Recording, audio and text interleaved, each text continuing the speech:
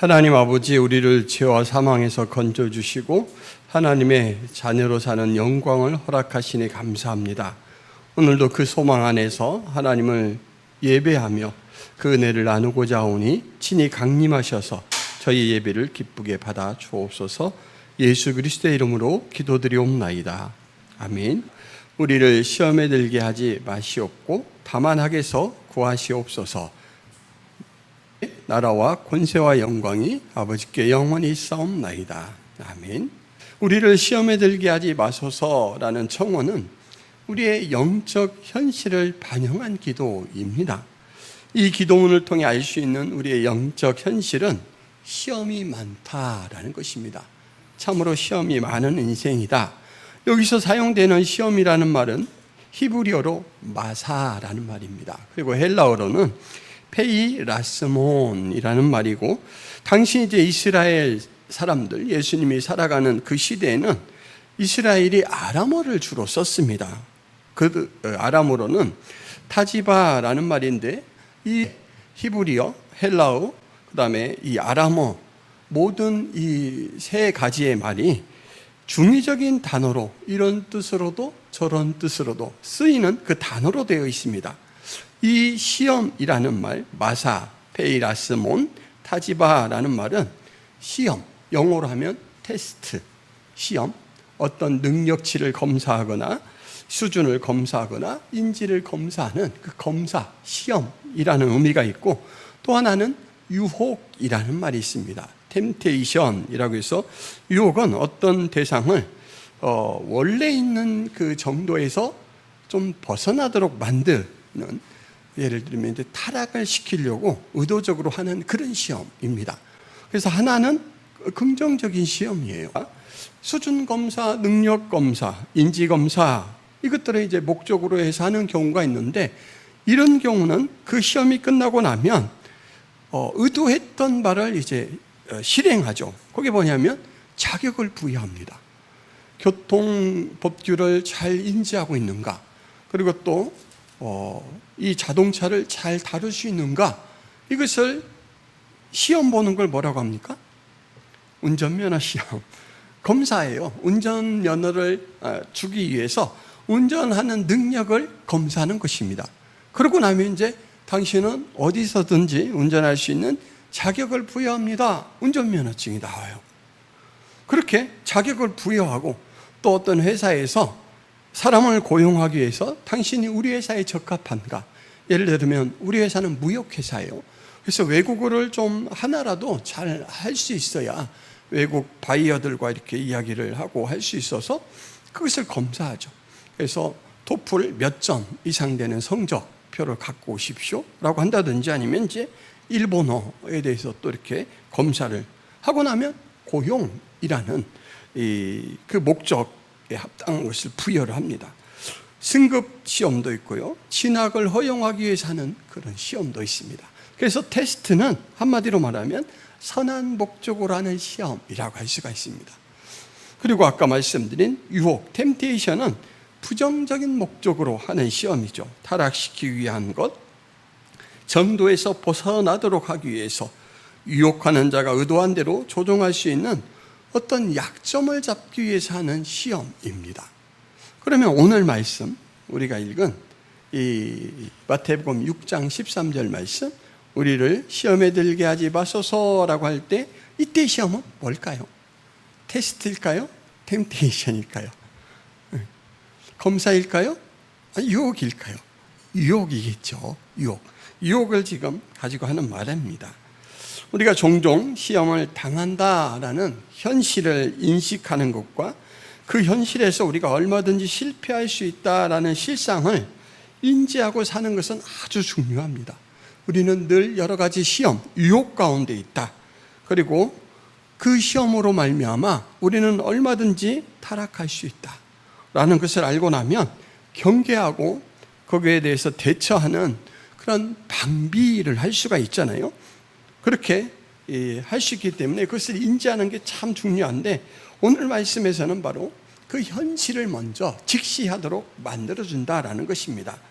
어떤 현실은 그냥 가볍게 가볍게 지나갈 수 있는 그런 현실이 있습니다. 잊어도.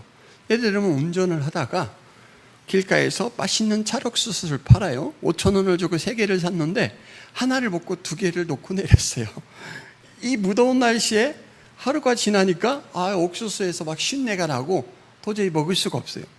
그래서 이제 3분의 1은 먹고 3분의 1은 버리게 됐어요. 그래도 뭐 아쉽긴 하지만 돈 아깝다. 내가 정신을 어디다 두고 사는 거야? 이 정도로 가볍게 넘길 수 있는 그런 현실이죠. 그런데 어떤 현실은 잊게 되면 어마어마한 결과가 초래될 수 있는 그런 현실이 있습니다. 저는 종종 아들과 함께 한강으로 자전거를 타러 나가곤 했습니다.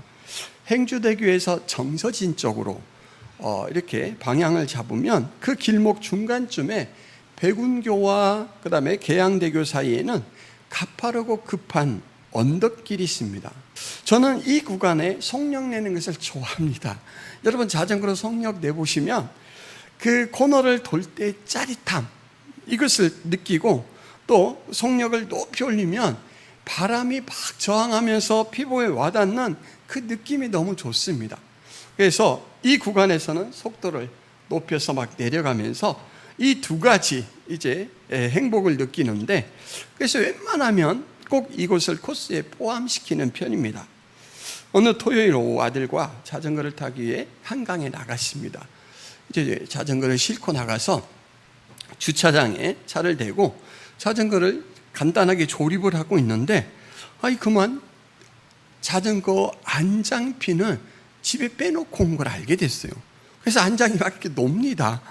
그런데 아들 얼굴을 보니까 그럼 못 타요? 이런 막 실망감이 갑자기 탁 떠오르는 표정이에요. 그래서 아빠가 조심해서 타볼게 하고 이제 이왕 나왔으니까 조심조심 다녀오기로 했습니다. 그래서 정말 조심조심 갔습니다. 정서진에 가서 이제 바다를 구경하고 돌아오면서는 여러분 이 또 자전거 길에는 먹거리가 참 잘 되어 있습니다. 그래서 제가 뽀글뽀글 끓는 한강 라면을 아들과 이제 탁 그 바람 속에서 한강을 바라보며 맛있게 먹고 돌아왔어요. 근데 그렇게 재미있게 지내다 보니까 제가 제 자전거의 상태를 잊은 것입니다. 그래서 제가 매력을 느끼는 그 구간쯤 다가왔을 때 완전히 그냥 새까맣게 잊고 있었어요. 그래서 언덕부터 이제 오르기 시작하는데 침을 한번 꿀꺽 삼키고 심호흡을 크게 한 다음에 페달을 힘껏 밟아서 단숨에 올라갔습니다. 여러분 언덕은 자전거는 단숨에 올라가야 덜 힘듭니다. 단숨에 올라가고 드디어 내리막길에 기대감을 가지고 점점점 속력을 높였습니다. 바람이 귓가를 스치면서 석양이 탁 보이고 하는데 너무너무 아름다워요. 그리고 이제 저 앞에 구간이 보이길래 몸을 살짝 오른쪽으로 눕혔습니다. 자전거를 타보신 분은 아시겠지만 자전거를 탈 때 코너를 돌면 원심력이 작동해서 밖으로 이렇게 튀어나가려고 하잖아요. 그래서 이것을 같은 힘을 가해서 구심력으로 상쇄를 시켜줘야 안전한 운전을 할 수가 있습니다. 그래서 이제 오른쪽으로 돌아야 되기 때문에 오른쪽으로 자전거를 같이 이렇게 눕히는데 이거 안 누우는 거예요.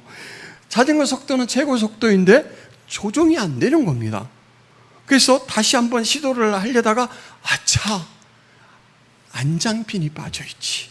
그러니까 몸은 눕는데 팔까지는 눕는데 허리가 눕지 않는 거예요. 여러분 속도는 어마어마하게 붙었는데 그 구간이 되게 급하게 꺾는 구간이에요. 그래서 제가 바짝 긴장을 하고는 이제 어떻게든 좀 몸을 누이려고 열심히 노력을 기울였는데 안 됩니다. 그래서 결국은 자전거에서 떨어지고 말았습니다. 엄청난 속도가 붙어 있는데 떨어지니까 몸이 제 어떤 의지와 상관없이 몸을 가눌 수 없고 곤두박질 친 다음에 이제 계속 경사면을 따라 막 미끄러지는 거예요. 왼쪽으로 쏠리면 난간에 사정없이 부딪혀서 아마 어깨 같은 데 골절이 생기고 얼굴 같은 데도 심하게 다칠 것 같습니다. 그리고 오른쪽으로 쏠리게 되면 배수로에 몸이 처박힐 것 같아요. 어느 쪽으로 쏠려도 중상이 확실합니다. 그래서 제가 중상을 당하지 않으려고 차라리 다른 것을 희생하자 생각하고는 손바닥을 넓게 펴가지고 온 힘을 다해서 막 손바닥으로 제동을 걸었습니다. 그리고 떨어질 때 오른쪽 다리가 굽혀져서 앉은 자세로 막 미끄러지고 있는 거예요. 여러분, 제가 길을 안 벗어났습니다. 다행히 안 벗어났어요. 그런데 이제 멈춰서 일어나 봤더니 이 장갑을 껴서 손은 멀쩡해요. 왜냐하면 자전거 장갑은 이쪽에 두툼한 패드가 되어 있습니다. 그런데 무릎은 500원짜리 동전 2개 정도 넓이가 아주 살이 깊이 파여가지고, 너무 깊이 파이면 여러분 피가 바로 안 나오는 거 알죠? 그 상태예요. 그래서 치료를 하고 잘 관리를 했어도 지금 오른쪽 다리에는 큰 흉이 지어 있습니다. 근데 저는 그나마 그게 얼마나 다행스러운지 모르겠어요. 좋은 추억을 만들어 주려고 데리고 나간 아들에게 하마터면 평생 지우지 못할 트라우마를 안길 뻔했습니다. 근데 여러분, 이 자전거 사고가 왜 났을까요? 이 자전거 사고가 왜 났을까요? 딱 한 가지 때문에 났습니다. 자전거 상태를 잊은 거예요. 다시 말하면 현실을 망각한 것 때문에 벌어진 일입니다. 옥수수야 그까짓 것 안 먹고 버리면 되는데 자전거가 정상이 아니다라는 사실을 잊고 예전처럼 똑같이 자전거를 타니까 목숨이 이태로웠습니다. 이렇게 우리는 현실을 망각할 경우 치명적인 결과를 초래하게 되는 무거운 현실도 있다라는 것을 기억해야 되는데, 오늘 바로 이 부분, 우리가 유혹받는 시험 속에 살아가고 있다, 이것은 바로 결코 잊어서는 안 되는 아주 중요한 현실이죠. 그렇다면 과연 유혹은 뭐 때문에 생길까 궁금해지죠. 성경에서는 2가지 이 유혹의 배후 세력을 지적하고 있습니다. 첫째는 야고보서 1장 14절 말씀, 오직 각 사람이 시험을 받는 것은 자기 욕심에 끌려 미혹됨이니. 첫 번째, 유혹이라는 시험의 배후 세력은 누구라고요? 자기 자신입니다. 특별히 자기 자신 안에 있는 탐욕입니다. 사람의 내면에 도사리고 있는 탐욕은 가장 큰 유혹의 촉매제다라는 말이죠. 이 내면의 탐욕 때문에 시험에 넘어져서 패망한 사람, 대표적인 사람이 가룟 유다죠. 가룟 유다는요, 예수님에게 12제자 중 한 사람으로 부름을 받았습니다. 은혜를 입은 거예요. 그리고 예수님께서 다른 제자들과 똑같이 귀신을 쫓아내고 병을 고치는 은사를 줬습니다. 근데 오히려 가룟 유다는 다른 제자들보다 좀 뛰어난 면이 있습니다. 무엇을 보고 그걸 짐작할 수 있냐면, 가룟 유다가 맡은 직무입니다. 가룟 유다는 어떤 일을 맡았죠? 그 12제자 중에 가룟 유다가 회계를 맡았습니다. 돈을 관리를 했어요. 그러니까 가룟 유다는 아무래도 다른 제자들, 어부 출신들보다는 좀 이렇게 도시에서 살면서 교육 수준이 좀 어느 정도 도달한 그런 사람인 것 같아요. 그리고 회계를 아무나 맡깁니까? 믿을 만한 사람에게 맡기죠. 그래서 다른 제자들로부터 되게 신뢰를 받는 사람이라고 할 수가 있습니다. 그러니까 주어진 조건으로는 되게 뛰어난 사람입니다. 열정도 있죠. 그런데 이 가룟 유다는 잠재력도 있고 다른 제자들보다 훨씬 뛰어났는데, 가룟 유다가 추구하는 바가 좀 다른 제자들하고 달랐습니다. 무엇이냐면, 가룟 유다는 지상의 왕국을 갈망했어요. 예수님을 통해서 이 지상에서의 영광, 권력 얻을 것을 기대했습니다. 그런데 예수님께서 엉뚱한 소리를 하세요. 자기가 모든 죄를 담당하고 죽을 것이다 라는 이야기를 합니다. 가룟 유다가 이곳에서 갑자기 멘붕이 왔습니다. 아니, 돌아가시면 어떻게 되는 거야? 고민하죠. 예수님께서 5,000명을 먹이시는 그 기적을 베푸신 후에 요한복음 6장 70절에 보면, 예수께서 대답하시되 내가 너희 12를 택하지 아니하였느냐? 그러나 너희 중에 한 사람은 마귀니라. 12 제자 중에 한 사람은 마귀의 짓을 할 것이다, 마귀의 역할을 할 것이다 라는 경고가 주어졌습니다. 그러니까 아직 제자들 사이에서 누가 어떤 사람이다 이게 겉으로 드러나지 않았는데 예수님이 이런 경고를 하셨어요.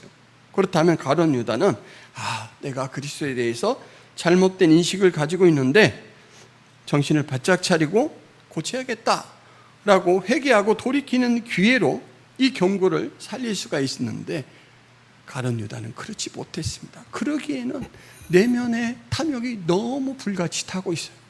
나는 이곳에서 영광을 얻고 싶은데. 결국 주님의 사역 방향에 대한 불만과 또 재리에 대한 욕심에 굴복한 유다는 예수님을 팔기로 결정을 내리고 예수님의 적들과 음모를 꾸밉니다. 내가 어떤 신호로 그가 예수인 것을 나타낼 테니까 잡아가시오. 예수님은 이 가룟 유다를 마지막까지 포기하지 않으셨어요. 세족식에도 참여하시고 또 마지막 만찬 식사를 하시는 중에도 그릇에 함께 손을 넣는 자, 나를 배신하겠다라고 이제 좀 더 구체적으로 마음속에 있는 탐욕과 그 악한 계획을 내가 알고 있다는 걸 드러내셨어요. 마지막까지 돌이킬 기회가 계속 주어지는 거죠. 그렇지만 유다는 끝내 배신의 길을 걸었습니다. 그리고 죄를 짓고 나서도 후회는 했지만 회개로 돌이키는 그런 하나님 앞에 자기 죄를 토로하고 용서받는 이것을 못하고 자살로 생을 마감했습니다.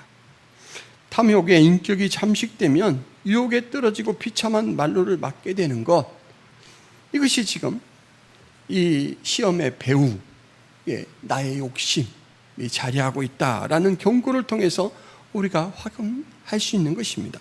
여러분, 그런데 가룟 유다는 저하고 그렇게 많이 다른 사람이 아니에요. 여러분하고도 많이 차이 나는 사람이 아닙니다. 욕심을 못 이기면 그 길을 가는 겁니다. 인간이 받는 시험에 다른 배후 세력은 마귀입니다. 데살로니가전서 3장 5절 말씀에 보면 이러므로 나도 참다 못하여 너희 믿음을 알기 위하여 그를 보내었노니, 이때 그는 디모데를 데살로니가 교회에 보내는 것입니다. 이는 혹 시험하는 자가 너희를 시험하여 우리 수고를 헛되게 할까 함이니라고 말하고 있습니다. 바울이 데살로니가 교회에 디모데를 보낸 이유를 밝히면서 시험하는 자의 존재에 대해서 말합니다. 마귀는 시험하는 자라는 고유한 호칭을 가진 만큼 시험의 진심인 존재입니다. 그래서 예수님도 시험했죠. 그때 예수께서 성령에게 이끌려 마귀에게 시험을 받으러 광야로 갔다라는 말을 합니다. 여러분, 마귀가 하는 시험의 주 목적은 아주 분명합니다. 그것은 하나님에 대한 불신, 불만족, 불평을 갖게 만드는 거예요. 마귀는 하나님이 이끄시는 길이 아닌 다른 길을 추구하도록 부추깁니다. 충동시켜요. 베드로가 이제 예수님이 그 희생의 기회를 간다라는 말을 듣고 주여 그리하지 마옵소서라고 말릴 때 예수님께서 베드로에게 이렇게 말했습니다. 예수께서 돌이키시며 베드로에게 이르시되 사탄아 내 뒤로 물러가라. 너는 나를 넘어지게 하는 자로다. 내가 하나님의 일을 생각하지 아니하고 도리어 사람의 일을 생각하는도다. 사랑하는 애제자 베드로지만 그가 마귀의 도구, 마귀의 방식으로 얼마든지 하나님께서 원하시는 길에 반대 방향으로 걸어가게 만든다라는 것입니다. 베드로를 예수님이 인격적으로 모독한 건 절대 아닙니다. 베드로가 하는 일이 사단의 하는 일과 같다라는 거예요. 넘어지게 하는 자, 다른 길을 택하게 하는 충동질하는 자다라는 거죠. 마귀는 직접 출현하는 방법보다 대리자를 내세우는 것을 선호합니다. 마귀는 교묘한 방법으로 환경을 조성하거나 환경을 통하여 충동합니다. 계시록 2장 10절 말씀, 너는 장차 받을 고난을 두려워하지 말라. 볼지어다 마귀가 장차 너희 가운데서 몇 사람을 옥에 던져 시험을 받게 하리니 너희가 10일 동안 환난을 받으리라. 내가 죽도록 충성하라. 그리하면 내가 생명의 관을 내게 주리라. 몇 사람이 죽는 것으로 이제 위협을 가해서 사람들이 믿음의 길을 저버리고 꺾이도록 만들려고 그렇게 한다라는 것입니다. 여러분, 하나님은 우리의 시험과 무관할까요? 어떻게 생각하십니까? 하나님도 우리 시험의 배후에서 일하십니다. 창세기 22장 1절 말씀. 그 일 후에 하나님이 아브라함을 시험하시려고 그를 부르시되 아브라함 하시니 그가 이르되 내가 여기 있나이다. 22장은 이삭을 바치게 하는 사건입니다. 그런데 하나님의 시험에 대해서는 알쏭달쏭한 기록이 있습니다. 야고보서 1장 13절에 사람이 시험을 받을 때에 내가 하나님께 시험을 받는다 하지 말지니 하나님은 악에게 시험을 받지도 아니하시고 친히 아무도 시험하지 아니하시느니라. 아니, 아브라함을 시험하셨다고 했잖아요. 근데 야고보서에서는 아니, 시험을 받지도 않고 시험을 하시지도 않는다 그랬습니다. 한다는 거예요, 안 한다는 거예요? 여기서 이제 우리가 테스트와 템테이션을 구분할 수 있어야 됩니다. 아브라함에게 한 하나님의 시험은 테스트입니다. 검사예요. 얼마큼 믿음이 성장했는지 검사예요. 그리고 하나님의 이 검사는 그 검사자가 충분히 그것을 이루었을 때 그에게 복을 주시고자 하시는 거죠. 신명기 8장 16절에 내 조상들도 알지 못하던 만나를 광야에서 내게 먹이셨나니 이는 다 너를 낮추시며 너를 시험하사 마침내 내게 복을 주려 하심이니라. 하나님의 시험은 선한 목적입니다. 높여주기 위해서, 더 친밀감을 느끼게 해주기 위해서 하는 테스트입니다. 그리고 이 템테이션에 대해서는 하나님께서는 피할 길을 열어주시고, 오늘 우리를 시험에 들게 하지 마소서라고 요청하는 것을 볼 때 그것을 벗어나도록 돕는 역할을 해주시는 것입니다. 시험 극복을 돕는 분으로 일하신다는 건 고린도전서 10장 13절에 나옵니다. 이것은 우리가 좀 기억해야 될 말씀이니까 같이 한번 읽어보도록 하겠습니다. 사람이 감당할 시험 밖에는 너희가 당한 것이 없나니 오직 하나님은 미쁘다라는 말은 신실하다라는 뜻입니다. 너희가 감당하지 못할 시험당함을 허락하지 아니하시고 시험당할 즈음에 또한 피할 길을 내사 너희로 능히 감당하게 하시느니라. 하나님은 선한 목적의 시험, 테스트는 직접 주관하십니다. 그런데 템테이션, 유혹의 시험에는 오늘 고린도전서 10장 13절 말씀으로 보니까 허용이라는 간접적인 방식으로 개입을 하십니다. 하나님이 때로는 더 큰 목적을 이루기 위해서 성도를 유혹에 떨어지는 것을 허용을 하셔요. 이것을 잘 아는 다윗은 시편 139편에 보면 하나님이여 나를 살피사 내 마음을 아시며 나를 시험하사 내 뜻을 아옵소서. 내게 무슨 악한 행위가 있나 보시고 나를 영원한 길로 인도하소서 요청합니다. 오히려 하나님께 요청해요.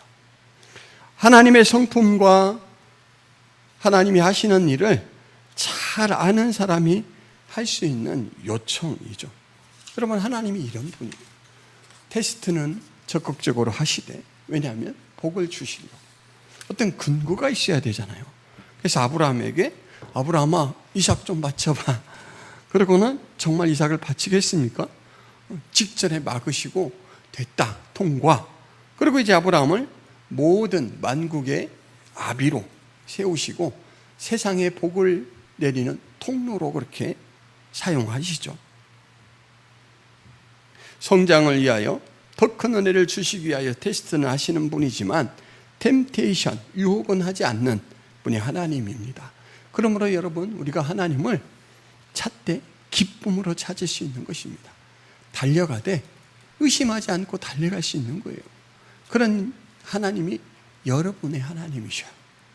그리고 평생 동행하고 싶어 하시고 내가 고아와 같이 너희들을 홀로 두지 않겠다 이렇게 선언하시면서 늘 우리 가운데 함께 하시는 분입니다. 오늘 말씀은 간단한 구절인데 아주 중요한 말씀, 우리에게 내포하는 그 의미는 참으로 큰 말씀입니다. 첫째는 우리의 영적 현실, 우리는 시험 중에 있다, 얼마든지 타락할 수 있는 그런 존재다라는 실상을 일깨우는 말씀입니다. 그리고 이제 이 시험의 배후에는 바로 우리 자신의 욕심이 가장 큰 역할을 하고 있고, 그리고 항상 우리를 타락시키는 것, 하나님께 불신, 불만, 불평을 하도록 조장하는 것이 목적인 그런 마귀의 역사가 있다라는 것, 실체로 있다라는 것이죠. 그것을 잊지 않고 살아가야 되는 것이 바로 이 말씀을 이제 관찰한, 그리고 말씀의 은혜를 받은 우리들이 견지해야 될 첫 번째 태도입니다. 시험에 직면한 현실과 타락 가능성의 실상을 지각하는 것, 이것이 첫 번째고요. 두 번째는 유다에게서 좀 본받을 이 반면 거울처럼 써야 될 그런 교훈이 있죠. 여러분, 유다의 뜻이 뭡니까? 유다. 이스라엘에서는 이름이 되게 중요합니다. 유다는 찬양이라는 뜻입니다. 하나님의 찬양. 이름으로 보자면 너무너무 복된 이름입니다. 찬양은 하나님 앞에 보이는 반응 중에 가장 높은 반응, 하나님이 어떤 존재인가를 알고 마음에 감사가 일어나야 찬양이 나올 수 있는 거죠. 근데 그 좋은 이름을 가지고 유다가 한 것은 배신이었습니다. 탐욕을 이기지 못하고. 그래서 성경에서는 모든 지킬 만한 것 중에 더욱 내 마음을 지키라, 생명의 근원이 이에서 난다라고 말하고 있습니다. 내 마음을 지키는 것, 내 마음을 파수하는 것이 내가 할 수 있는 가장 큰 신앙의 싸움이다 라는 것입니다. 여러분, 무엇을 잊지 않고 잘 지키기 위해서 여러분들은 어떤 수단을 씁니까? 지각하지 않기 위해서 알람을 켜죠. 어떤 환경 조건이 되면 알람이 울립니다. 그러면 이 알람을 설정한 원래 목적을 한번 생각해 보게 되죠. 알람이 있어야 됩니다. 여러분에게 알람은 무엇입니까? 좋은 신앙의 친구가 알람일 수도 있습니다. 평소에 읽었던 말씀 한 구절이 여러분을 일깨우는 영적 각성을 시키는 알람일 수 있습니다. 그리고 좋은 방법 중에 하나는 정기 검진을 하는 겁니다. 정기 검진. 항상 내가 가는 방향이 맞나? 내가 하고 있는 이 일이 하나님이 기뻐하실 일인가? 라는 걸 점검하는 거죠. 장기적으로, 단기적으로. 제가 금요기도 시간에 기도를 막 하기 전에 이제 그 기도 시작하기 위해서 하는 자신을 위한 기도에 5가지 항목을 좀 이렇게 해놨어요. 예수로 충만한 삶이었는가? 하나님 중심의 삶이었는가? 그래서 이렇게 5가지를 쫙 해놨더니 자기 신앙에 대해서, 그리고 오늘 하루의 삶에 대해서 자동 점검이 돼요. 여러분, 이 영적 현실을 기억하기 위해서 점검하는 버릇을 가지시기 바랍니다. 그리고 사탄이 우리를 무너뜨리기 위해서 전천후로 일한다라는 것을 잊어서는 안 됩니다. 사탄은 직접 출현보다는 대리자를 내세우고 환경을 조장하는 방법을 잘 쓴다라고 했죠. 그렇지만 항상 적극적입니다. 근신하라, 깨어라, 너희 대적 마귀가 우는 사자같이 두루다니며 삼킬 자를 찾는다라고 했습니다. 눈에 불을 켜고 어떤 놈이 약할까, 누구에게 신앙의 틈이 생겼을까, 이것을 찾아다닌다라는 말입니다.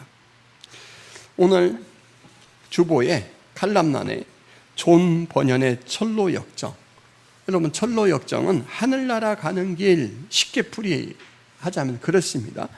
그런 제목의 책에 허영의 시장편을 실어드렸습니다. 오늘 우리가 이렇게 다루고 있는 우리를 시험에 들게 하지 마소서라는 말씀과 이 허영의 시장편이 참 꼭 들어맞는 말씀입니다.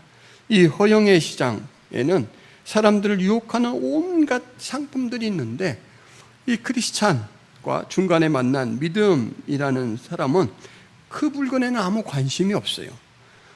그러니까 그 시장에 이제 오가는 사람들이 너희들은 사고 싶은 물건이 무엇이냐 그랬더니 우리는 진리를 구하는데요. 그러니까 그 사람들이 참 별걸 찾네 이러죠. 그리고 이제 이 사람들을 고소합니다. 고소의 내용은 이 사람들이 우리와 너무 다르기 때문에 혼란스럽게 만든다라는 거예요. 우리와 같지 않다. 여러분, 세상 속에 세상과 짝하며 사는 걸 세속이라고 하죠. 세속주의. 그러니까 세속주의가 아주 유별날 신앙인들에 대해서는 비판하고 고소하듯이 그렇게 공격을 한다라는 것을 알 수가 있죠. 이 도시에 사람들은 이 별스럽게 생각하는 이 사람들을 막 구경거리 삼습니다. 그리고 이 도시에 사는 사람들의 이름이 매우 상징적인데 도시의 주인은 바알세불. 성경에 바알세불은 귀신의 왕이라고 거론된 존재입니다. 마태복음 12장 24절에. 그리고 도시의 중요 인물들, 재판장은 선혐오, 선을 혐오하는 자예요. 증인들은 시기, 미신, 아첨, 귀족들은 옛사람경, 사치경, 허영경, 색욕경, 탐욕경, 세상의 그 요소들이죠. 배심원들은 맹목, 불량, 호색, 방탕, 성급, 자만, 증오, 거짓말쟁이, 잔인, 빚혐오, 완고. 이 세속의 도시에서 믿음이 사형을 당합니다. 허영의 도시에서 순고한 믿음은 순교 대상이 되고 만다라는 것을 이 책에서 보여주죠. 그러나 믿음의 이 희생 때문에 크리스찬과 또 한 사람이 도망치게 되는데 그 도망친 사람의 이름을 크리스찬은 소망이라고 지어줍니다. 순교를 당한 믿음은 곧바로 천국에 입성을 합니다. 여러분, 이 허영의 시장은 여러 가지로 우리에게 접촉을 해옵니다. 이렇게 접촉을 해올 수 있죠. 힘든 순례길을 갈 것 없어요. 이곳에 잘 정착해서 행복하게 삽시다. 당신 좀만 노력하면 이곳에서 얼마든지 성공할 수 있어요. 여러분, 세상에 동화되라, 세속화를 요구하죠. 여기에 넘어가면 나의 정체성은 사라지는 거예요. 지금 크리스찬의 정체성은 뭡니까? 철로 역정, 하늘나라 가는 길을 걷고 있는 순례자입니다. 그러니까 하늘나라를 찾아가는 사람이에요. 근데 여기서 멈추면 세상 속에 살다가 없어지고 마는 존재가 돼요. 그러니까 세속화가 이렇게 무서운 거예요. 탐욕에 우리가 유혹을 받고 그래 잘 살지 뭐, 내 가족이나 잘 돌보고 남들 하는 거 다 하면서 그냥 재밌게 살지 뭐 하고 안주하게 되면, 신앙을 버리게 되면 나는 이 세상에서 썩어지는 존재가 되는 거예요. 그런데 하나님은 너는 순례자다. 세상에 시험이라는 영적 현실 속에 살아가는 것을 잊지 마라. 오늘 말씀, 바로 이 우리를 시험에 들게 하지 마소서라는 청원을 가르치면서 일깨워주고 있습니다.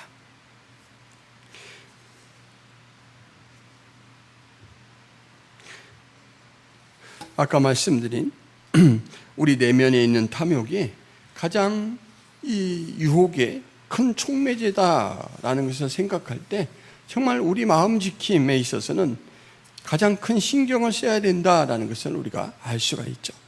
그리고 시험의 배후에 마귀는 가장 효과적인 방법으로 성도를 흔든다라는 것을 꼭 기억해야 됩니다.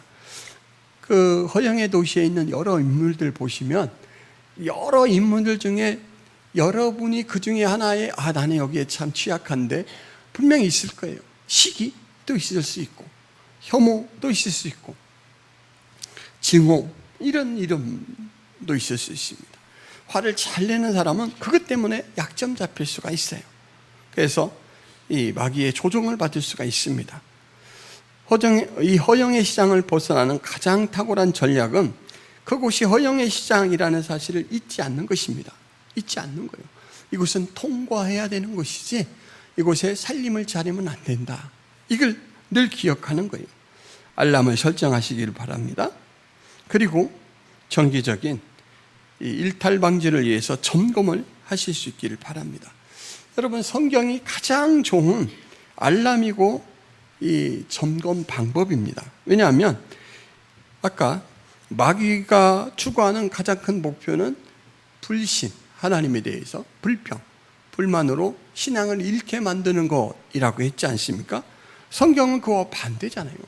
그래서 성경 말씀으로 마귀가 동원하는 사람이나 아니면 이제 기관이나 이런 말과 정책 요구를 바로 이 하나님의 말씀으로 과연 하나님을 영화롭게 하는 것에 있다다 있는가? 아니면 너 하나 행복하게 잘 살면 되는 거잖아. 야, 너만 위해 살아. 이 짧은 인생에. 이렇게 목표를 거룩한 하나님께 두는 게 아니라 목표를 나에게 두고 하나님에 대한 신앙을 수단으로 자꾸 전환시키는가? 이걸 보면 알 수가 있죠. 우리에게 여러분에게 그리고 저에게는 무엇보다도 직접적으로 도움을 요청할 수 있는 하나님이 계십니다.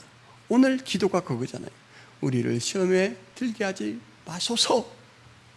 하나님의 은혜에 기대해서 이 허영의 시장 같은 세상에서 믿음으로 승리하시기를 바랍니다. 기도합니다. 하나님 아버지, 이 6번째 청원의 앞부분을 통하여 우리가 사랑하는 현실에 대해서 깨닫게 됩니다. 우리는 그냥 멈춰서 있는 정적인 인생이 아니라 늘 우리를 공격하고 유혹으로 세속화되게 만드는 마귀의 악한 의도, 그리고 우리 내면에 타락하고자 하는 그런 탐욕이 이 시험의 가장 큰 촉매제로 작용하고 있는 가운데 살아가는 존재다라는 것을 깨달았습니다. 하나님, 이 현실을 직시하고 이 시험에 빠져 얼마든지 우리가 타락할 수 있는 존재다라는 실상을 기억할 수 있도록 도와주옵소서. 우리는 능력이 부족하고 의지가 비약하오니 하나님 앞에 늘 기도하며 은혜로 헤쳐나갈 수 있도록 도와주옵소서. 성령의 검, 말씀의 검으로 우리의 앞길을 헤쳐나갈 수 있는 저희들이 되게 하여 주옵소서. 하나님, 이 사실을 아는 자로서 매 순간 점검하고 경계하는 저희들이 되게 하여 주옵소서. 예수 그리스도의 이름으로 기도하옵나이다. 아멘.